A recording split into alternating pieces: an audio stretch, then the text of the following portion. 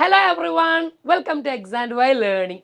നമ്മൾ USS എക്സാമിനുള്ള പ്രിപ്പറേഷന് വേണ്ടിയിട്ടുള്ള ക്ലാസ്സുകൾ എക്സാം വൈ ഓൾറെഡി സ്റ്റാർട്ട് ചെയ്തിട്ടുണ്ടെന്ന് എല്ലാവർക്കും അറിയാം. അപ്പോൾ അതിൻ്റെ ഭാഗമായിട്ട് നമ്മൾ എല്ലാ സബ്ജക്റ്റുകളെയും എന്ത് ചെയ്യും, അതിലെ ഷോർട്ട് ക്വസ്റ്റ്യനുകൾ ഡിസ്കസ് ചെയ്യുന്ന ഒരു സീരീസ് എന്ത് ചെയ്യാണ് വരികയാണ്. അതിലെ നമ്മുടെ ബേസിക് സയൻസിലുള്ള ഒരു ടോപ്പിക്കുമായിട്ട് ബന്ധപ്പെട്ടാണ് ഇന്നത്തെ നമ്മുടെ ക്വസ്റ്റ്യൻസ് ഉള്ളത്. ഓക്കെ, അപ്പോൾ എന്തൊക്കെയാണ് ക്വസ്റ്റ്യൻസ് എന്നുള്ളത് നിങ്ങൾ ചോദ്യം കാണുമ്പോൾ ഒന്ന് പോസ് ചെയ്ത് അതിൻ്റെ ആൻസർ നമുക്ക് കിട്ടുന്നുണ്ടോ നോക്കുക. ഡോൺ വറി, കിട്ടിയിട്ടില്ലെങ്കിൽ ഞാനിവിടെ എക്സ്പ്ലെയിൻ ചെയ്യും.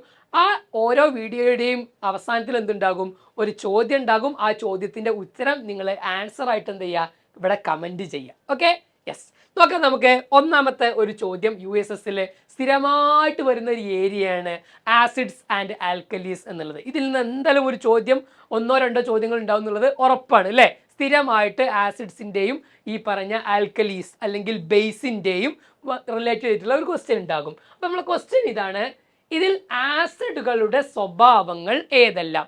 ആസിഡുമായിട്ട് റിലേറ്റ് ചെയ്തിട്ടുള്ള പ്രോപ്പർട്ടീസ് ഏതൊക്കെയാണ് എന്നുള്ളതാണ് നമ്മളെ ചോദ്യമായിട്ടുള്ളത്. ഒന്നാമത്തെ പോയിന്റ് കൊടുത്തത് എന്താണ്, കാരരുചിയുണ്ട് അഥവാ ആൽക്കലൈൻ ടേസ്റ്റ് ആണ്. അത് ആസിഡിന്റെ സ്വഭാവമാണോ മക്കളെ? ഒരിക്കലും അല്ല. അത് നമ്മളെ ബേസിന്റെ സ്വഭാവമായിരിക്കൂല ഉണ്ടാവുക. അപ്പോൾ ഇതെന്തല്ല, ആസിഡിന്റെ സ്വഭാവമല്ല.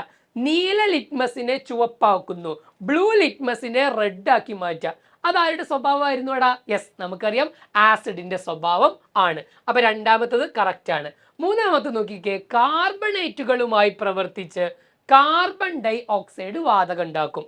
കാർബണേറ്റ് പറഞ്ഞാൽ ഇപ്പോൾ മാർബിൾ ഒരു കാർബണേറ്റ് ആണ്, ലൈംസ്റ്റോൺ കാർബണേറ്റ് ആണ് അല്ലെ. അതേപോലെ തന്നെ എഗ് ഷെല്ല്, കോഴിമുട്ടയുടെ തോട്, അതും കാർബണേറ്റ് ആണ്. ഓക്കെ, ഇതൊക്കെ കാൽഷ്യം കാർബണേറ്റ് എന്ന് പറയുന്ന വസ്തുവാണ്. ഈ കാൽഷ്യം കാർബണേറ്റ് ഒരു ആസിഡുമായിട്ട് പ്രവർത്തിച്ചാൽ എന്ത് സംഭവിക്കും മക്കളെ?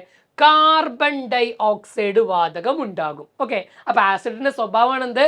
കാർബണേറ്റുകളുമായി പ്രവർത്തിച്ചാൽ കാർബൺ ഡൈ ഓക്സൈഡ് ഉണ്ടാകും എന്നുള്ളത്.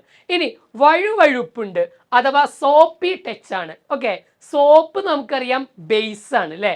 അപ്പൊ സോപ്പി ടച്ച് തന്നെ ഒരിക്കലും ആസിഡുമായി ബന്ധപ്പെട്ടതല്ല. വഴുവഴുപ്പുണ്ട് എന്നുള്ളത് എന്താണ്? സോപ്പി ടച്ച് ഉണ്ട് എന്നുള്ളത് ബേസിന്റെ സ്വഭാവമാണ്. ഇനി അടുത്ത് നോക്കിക്കേ, ലോഹങ്ങളുമായി പ്രവർത്തിച്ച് ഹൈഡ്രജൻ വാതകത്തെ സ്വതന്ത്രമാക്കും. ഒരു ലോഹവുമായി ബന്ധപ്പെട്ട് സോഡിയം, മഗ്നീഷ്യം, കാൽഷ്യം തുടങ്ങിയ ലോഹങ്ങളുമൊക്കെ ആയിട്ട് ബന്ധപ്പെട്ട് അതെന്ത് ചെയ്യും? ഹൈഡ്രജൻ വാതകത്തെ എന്ത് ചെയ്യുന്നുണ്ട്?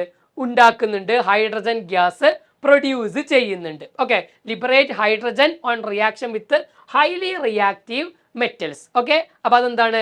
ഈ പറഞ്ഞ ആസിഡിന്റെ സ്വഭാവമാണ്. പുളി രുചിയുണ്ട്, സോർ ടേസ്റ്റ് ഉണ്ട്. അതായത് സ്വഭാവം. എല്ലാ ആസിഡ് എടുത്താലും എന്തുണ്ടാവും മക്കളെ? പുളി രുചിയുണ്ട്. ചുവന്ന ലിറ്റ്മസിനെ നീലയാക്കുന്നു. എടാ മാറിപ്പോവരുത് കേട്ടോ, ഇത് രണ്ടും അങ്ങോട്ടും ഇങ്ങോട്ടും. നീലയെ ചുവപ്പാക്കുന്നതാണ് ആസിഡ്. എടാ അങ്ങനെ ആലോചിച്ചാൽ മതി. ആസിഡ് ഡേഞ്ചർ അല്ലേ മക്കളെ? അപ്പൊ നീലയെ ചുവപ്പാക്കുന്നു, ഡേഞ്ചർ ആക്കി മാറ്റുന്നു. ഡേഞ്ചറിന്റെ കളർ എന്താടാ? റെഡ് അല്ലേ, ചുവപ്പല്ലേ? അപ്പൊ എന്താണ്? നീല ചുവപ്പാകുന്നു. ഒരു സാധനം ചുവപ്പാകുന്നുവെങ്കിൽ അത് ആസിഡ് ആണ്. എന്നാൽ ഇതെന്താണ്? ഇവിടെ നീലയാണ്, ഇത് ബേസ് ആണ്. അപ്പൊ കണ്ടോ, ഏതൊക്കെയായിരിക്കും ആൻസർ വരിക? ബി വരും, സി വരും, ഇ വരും, എഫ് വരും അല്ലെ. BCEF ആയിരിക്കും ഇതിന്റെ ആൻസർ. മക്കൾ നേരത്തെ തന്നെ പറയാൻ പറ്റിയിരുന്നു നമുക്ക്. ക്വസ്റ്റ്യൻ കണ്ടപ്പോൾ തന്നെ ഇതിന്റെ ആൻസർ ചെയ്യാൻ പറ്റുന്നുണ്ടോ? ഈ രൂപത്തിൽ എന്ത് ചെയ്യണം നമ്മൾ മാറി. ഇതെല്ലാം കൂടി എക്സാമിന് ചോദിക്കൂല, ഏതെങ്കിലും 2-3 ആയിരിക്കും ചോദിക്കുക. അത് നമുക്ക് എന്ത് ചെയ്യാൻ പറ്റണം? ആൻസർ ചെയ്യാൻ സാധിക്കേണ്ടതുണ്ട്. അപ്പോൾ ആസിഡിന്റെ പ്രോപ്പർട്ടിയും നിങ്ങൾ ചെയ്യേണ്ട പണി എന്താ വെച്ചാൽ, ഒരു ചോദ്യം കാണുമ്പോൾ വെറുതെ നമ്മൾ പഠിച്ചു മാത്രം അല്ലെങ്കിൽ കണ്ടു മാത്രം പോയാൽ നമ്മൾ ഓർമ്മയിൽ ഉണ്ടാവില്ല. നോട്ടിലൊന്ന് എഴുതി വെക്കണം. എന്തൊക്കെയാണ് ആസിഡിന്റെ സ്വഭാവം? ഞാനിപ്പോൾ 4-5 സ്വഭാവങ്ങൾ പറഞ്ഞില്ലേ, അതൊക്കെ ഓരോന്നായിട്ട് എഴുതി വെക്കുക അല്ലെ. എന്നാൽ എന്തൊക്കെയാണ് ബേസിന്റെ സ്വഭാവങ്ങൾ? അത് ഇതേപോലെ എഴുതി വെക്കുക അല്ലെ. സോർ ടേസ്റ്റ് ഉണ്ട്, പുളിരുചിയുണ്ട്. അപ്പുറത്തോ ബിറ്റർ ടേസ്റ്റ് ആണ്. ഇവിടെ സോപ്പി ടച്ച് അല്ല, എന്നാൽ അപ്പുറത്ത് സോപ്പി ടച്ച് ആണ്. വഴുവഴുപ്പുണ്ട്. നീല ലിറ്റ്മസിനെ ചുവപ്പാക്കുന്നു, ഇവിടെയോ ചുവപ്പിനെ നീലയാക്കുന്നു. ഇവിടെ നമ്മൾ പറഞ്ഞു ആസിഡ് ഒരു കാർബണേറ്റുമായി പ്രവർത്തിച്ചാൽ കാർബൺ ഡൈ ഓക്സൈഡ് ഉണ്ടാകും.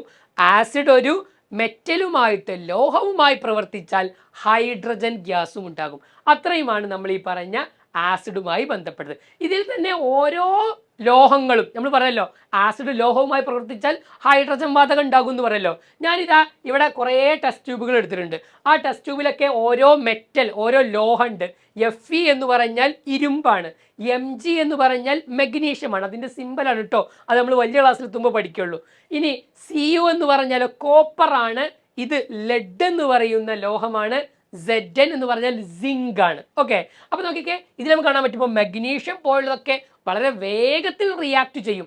അതുകൊണ്ടാണ് മെഗ്നീഷ്യം ഈ പറഞ്ഞ ഹൈഡ്രോക്ലോറിക് ആസിഡുമായി പ്രവർത്തിച്ചപ്പോൾ ഒരുപാട് ബബിൾസ് ഇവിടെ ഉണ്ടാവുന്നുണ്ട്. എന്താ മക്കളെ ഈ ബബിൾസ്?